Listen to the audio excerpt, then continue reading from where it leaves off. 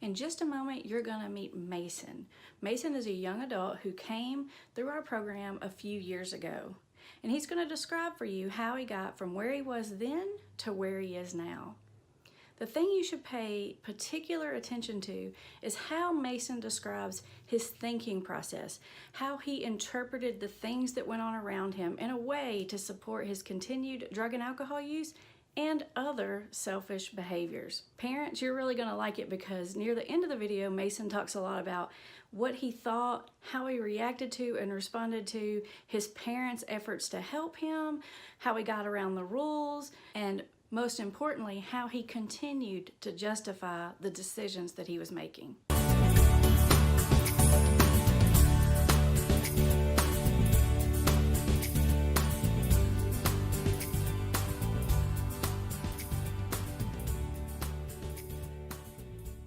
So we wanted to have you come to your story, and we're going to call it, say what we're going to call it. That's not my fault. That's not my fault. Why did you choose that name for your story? Well, so my entire life I've just been, it's like that classic where the kid throws the ball through the window, glass breaks, someone comes out, oh, that's not my fault, I didn't throw that ball. I didn't do it. And like that's kind of like been my entire life, from like 5 until, 20, even now still, Until last month? Yes. No, most of my childhood, like my active addiction, it was this constant like lack of responsibility. It was like all these terrible things were happening around me, but somehow it was not my fault. It was everybody. I started drinking the summer before my 9th grade year. Okay. It started with beer, and like I say it started, but like a month after that I was drinking, liquor.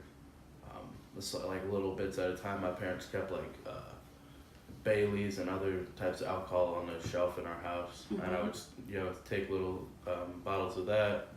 My 9th grade year I started smoking weed, and I'd say probably by my sophomore year I was like taking various amounts of, or like a variety of pills.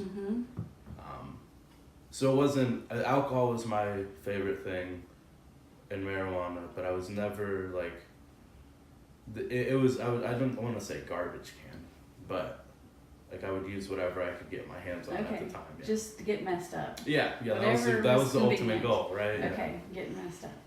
Why do you think you developed an addiction problem? Like moderation is a word that most Americans and most people know very well and are good at it. I've never been, good at it. Whether when I was a kid, I played baseball, and I didn't just play baseball. I played baseball 365 days a year. Okay. And then I started fishing. I didn't just fish during the summer. I fished. So if you like it, you're doing it if excessively. I like it, I do it. Excessively, even before the drugs. Yeah, even before the drugs. There was no like, oh, we can do this every once in a while. Like once in a while, not a thing. Do you remember your parents, even before the drugs, would they argue about it? And be like, Mason, come on, enough. Yeah, it was video games, it was baseball. Baseball was like the one thing that they never were like, you gotta stop playing so much baseball, because like you're outside. It was healthy. It's healthy. You were good at it. I was good at it, yeah. The drinking started before, like, I feel like in recovery, like everyone's got that like purely out of curiosity, and like then it progressed due to my inability to like take a chill pill. But my freshman year, I started dealing with like that sort of emotional trauma from my baseball coach, and so on top of someone who doesn't know chill or doesn't know moderation, with that it was like, oh, I found this like a month ago, like this stuff is pretty dope, like I'm gonna continue to do that because it worked. So like that self-medicating started almost, Yeah, but in a way, I've come to look at it like, it wasn't my fault that it happened to me. Like it's not someone's fault that they get abused or anything like that. But it's my fault what I choose to do with that information or that happening. And that took a long time when I got arrested and went to rehab to really get over, like to really look at it from like what I did wrong. because no one could tell me that I did something wrong. Even when I wasn't drunk or high, it was never like I did anything wrong. It took me a while to realize that it was my choice to take that situation, not talk to anybody about it, and use it as an excuse. I used it like 5 years down the road as an excuse. Like that's when I got, so my start at Hope for Families was like around, I think it was when I stole a bunch of jewelry from my parents. That sounds right. Okay. Sounds like me. Sounds right. Yeah, no, I stole a bunch of jewelry and they, obviously found out because like jewelry is not, you can tell when it's missing. Yeah, imagine that. Yeah. And I came here and I saw Amber and where I saw you and you recommended the IOP and I remember you mentioned 3 hours and like not doing it. Not doing it. That's too long. I'll come see you. 3 hours too long. There's not a problem in my life. Everything's okay. I just made a silly mistake. And that, as much time as I spent at the building itself, like you think that like I would come early. Yeah, you liked being around. You were cool with hanging out with us. But it was weird because you would think like, oh, this guy's around all the time. He likes being here. Nope, just it was whether it was like this subconscious like I have to make these people think I'm okay. Okay. Or this like whether because you'd really gotten pretty isolated. Yeah. In your life. No, it was pretty much just me and some really really bad characters. So whether it was. You thought that made us think that you're getting it? I don't know what I was thinking because like looking back, it's like I came. Group started at 5. I was here like 2. I remember that, yeah. And I would just be chilling here by myself, but there would be people in the next room, which is like a big change for me because like when I was using it was me, or like the person I was getting high with. So it wasn't. I think that really speaks to how lonely and bored you really were. Yeah, I was. Because like. Yeah, no, I was that lonely. I was that lonely that I was at a place where I didn't want to be, but I would go there early. Like I didn't want to be sober. I didn't want to go to IOP. I didn't want to talk to people about myself or my feelings. But I was there 3 hours early every time we had group. And so, what were some of the things that happened during all that time that wasn't your fault? Wasn't my fault. Well, my car got taken away. On and off for like 4 years from when I was like a sophomore until I graduated, and then afterwards and throughout IOP because during IOP it was like my parents only really, I guess they only really, I think they were main concerned about the drugs, so all I had was urinalysis tests. So all I did, like I drank pretty much the entire IOP outside of IOP, but whenever I would lose my car. After breaking a plethora of rules, my parent they would say, "Hey Mason, give me your keys," and I'd be like, "What do you mean? Like, the car you bought for me and let me drive, you want that because you say I broke a rule, but that's no. I broke all the rules that there are to break as a child in your parents' home when they're paying for everything in your life." But in some twisted thinking, it's like obviously delusional, but. Like that's my right to have entitled. Yeah, I'm entitled to this car, and for you to take it, it's just unacceptable. Even after I broke rules, like those are your rules, you set them. Those were not rules that I agreed upon, and like that's the thought process. Like I didn't know there was no sit down meeting about the rules, so how am I expected to follow them? Imposed on my ability to do that didn't matter. It was kind of like my thing to say when I had my Mustang was the speed limit is just a suggestion. And I looked at all rules that way, all laws, all rules, because if they impeded on my ability to do what I wanted to do, I didn't care if I got people upset. I liked making people upset because I didn't have to think about myself, but breaking the rules was always about. Can you think back on any particular incident or argument or punishment that you really zone in on? Yeah, I think I had just dropped out of college, and I'd taken a class at Greenville Tech, and I finished it, and I was going to drive up to my grandparents' house in the Outer Banks by myself during the summer, which was like something I'd always wanted to do, is be there by myself with my own car, so I could do what I wanted to do. Naturally. So when I got there, I had found a way to get like a pack of Bud Lights, and I brought them in the house in a bag, not in the carton, like in the bag for some reason, and I had left the bag in the basement open. My grandparents saw it, and so they called my parents, and my parents called me home. And after that, they put a GPS tracker on my phone. And I had to stay at the house pretty much all the time unless I was going somewhere that was not drug or alcohol related.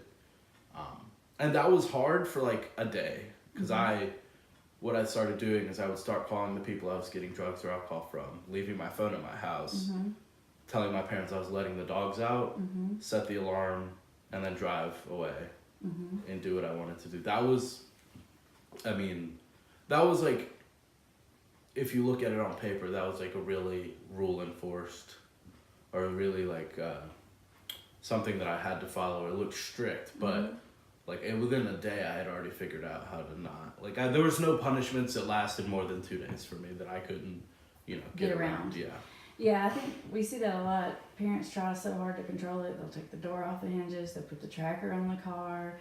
They'll do all these things, but it never works. No.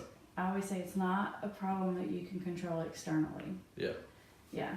And that was, cause Dee and Tanya, they owned the doctor's office, so they'd started their own company doing it, controlling it, and this isn't. But that's how they knew how to parent. It wasn't. Well, they were doing that's normal. Yeah, they were doing normal. So, and they had tried to talk to me or like get to know, like after everything what happened with the baseball coach, they had tried to, talk to me, but like there was no, like my inside my head was like this fortress that was impenetrable. And so the only thing they knew how to do was like the rules, and that just fostered more resentment between us, and it just the process of like breaking a rule, enforcement, punishment, it was like weekly, daily. What do you remember thinking about them? Like you would break the rules, you would get punished, and you would think what? How dare they? How dare they? Yeah. Okay. Can't believe it. Yeah. I didn't, because I did it. Well, I did, but I didn't I didn't do drugs in the house or. See that's the old, like inside of the house. I like it so. You said I couldn't bring drugs in the house. Exactly, and that was like I don't do drugs or I don't drink. Yeah, I did smoke in the yard or in my car. But that was like when they would enforce these rules that I had broken, not at their house. I was like, I'm not hurting anybody. This is my life. I'm not at the house when I'm doing this.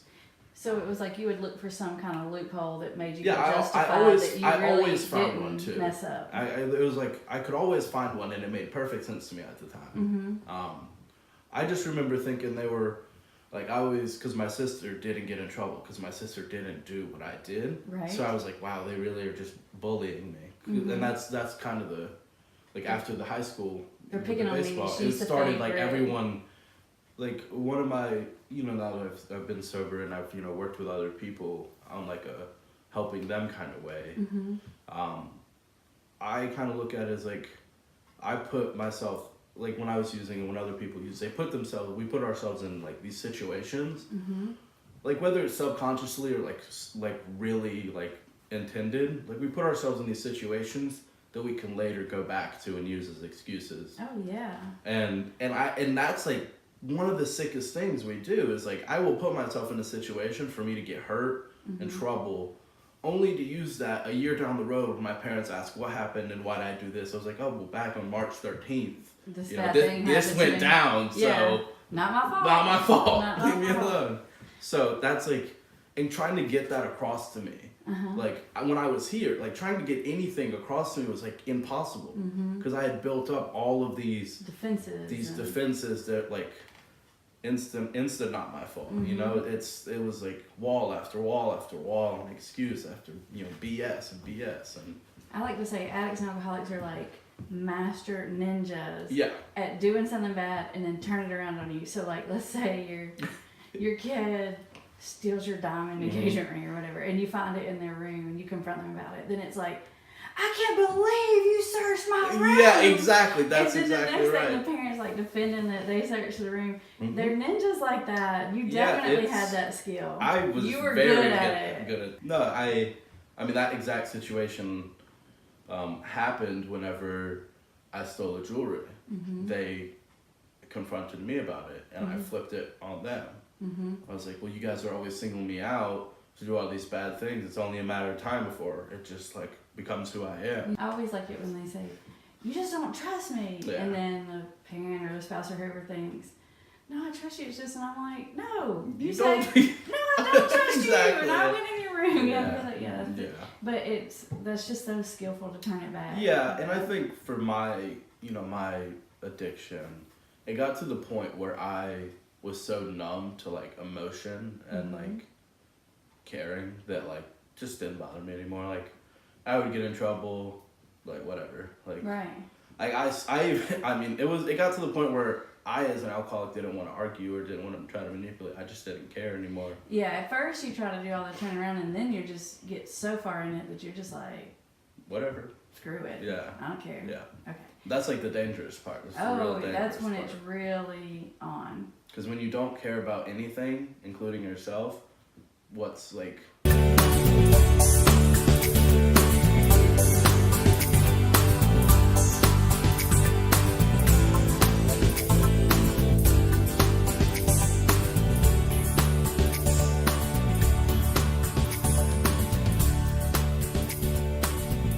For tons more information on all things addiction and recovery and lots of free expert advice, make sure and subscribe and hit the bell so you don't miss a thing.